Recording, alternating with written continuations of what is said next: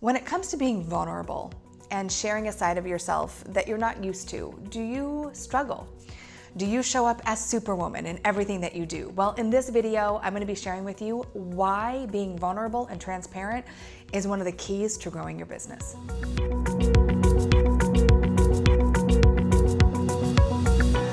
Hi, I'm Keri Murphy, and welcome back to Inspired Living TV, where we inspire lives and empower entrepreneurs. And when it comes to business, there are two buzzwords I hear a lot right now. That is vulnerability and transparency. And yet, most people will do whatever they can to not show vulnerability.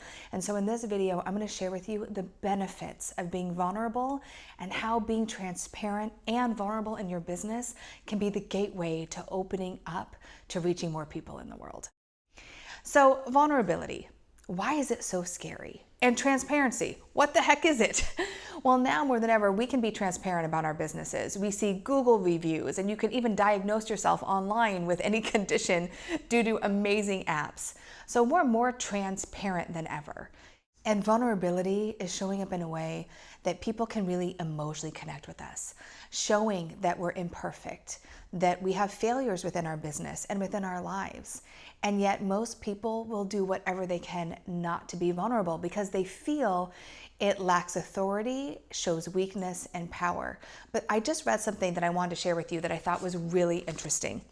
It says, if you're transparent with users about who you are and about your best practices, you're courting 94% of customers who say they're more loyal to brands that offer complete openness.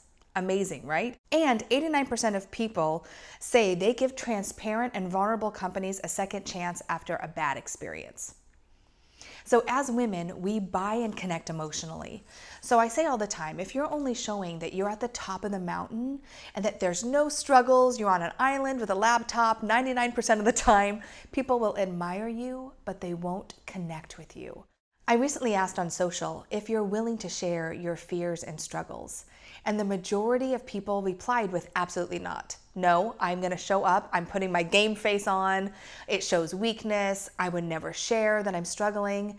And it was really eye-opening for me because I thought, wow, like we connect so much when we see vulnerability in people, when we see the growth, when we see the evolving nature that we all go through. I love Brené Brown and the fact that she talks so much about vulnerability and why it's so important to your business. So I want to take a couple moments to share with you why vulnerability opens the doors. See, when we're vulnerable, we allow other people to see themselves in us. We show not weakness, but opportunity for growth within ourselves and within our clients. When you say, hey, I messed up or we're struggling with this, other people get to come in and say, oh my gosh, I'm not alone. There are other people that are struggling just like me. And with social media and this comparison critic that is going on in our culture right now, it is more important than ever that you show some vulnerability within your brand. How do you share that vulnerability? I want you to think about these few things. Why is the story relevant to my consumers or my clients? What's in it for them? WIFM. We don't want to share stories and vulnerability just to share, right? No one likes to see rant on Facebook, okay? But we do want to be able, again, to see ourselves in someone else's story. So the first thing I want you to ask yourself is, how does this help someone else? Okay, that is the first thing to ask. The second one is, how has this story shaped who I am? I have gone through so many things. Many of you know I came out to LA broke and bankrupt, just 10 years ago. And I share that story so people can see how far I've come and what I've had to go through to get where I am today. I was also a single mom for 3 years, growing a business with no family around. See, the more I share that, the more people can connect, and the same thing's going to happen for you. So you want to think about, how has this story or circumstance changed my view where it is today?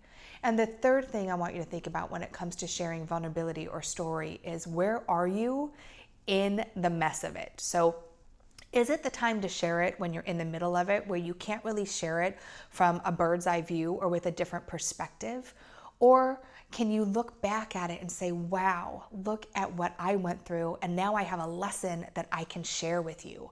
I have a new understanding. I have an aha that has shaped what I'm doing right now that can impact your life. So those are the three things. How is my story relevant to you? How has it shaped my worldview and where I am today? And what type of tip or advice can you give from coming through that story, not being in it? When you do that, you show transparency and vulnerability. And I know it is scary, but it is the way we connect. Women are emotional buyers. We all are, right? But being 90% of the decision makers in the world, we connect with brands that show vulnerability and connectivity. And you do that through evoking emotion. So I hope I have stirred up a little emotion in you today. Please share with me what stops you from being vulnerable. And if you have a story that you haven't been sharing, I would love to hear that too. Please post your comments below and take a moment to share this video with someone else, because there is someone else that is holding on to a message and a story that could help so many other people. And for more great inspiration and business tips, head over to inspiredliving.tv and make sure to follow our social. And remember this, that at the end of the day, nothing is more important than your vision and how you show up in it. So remember to keep dreaming it, living it, and being it. Until next time.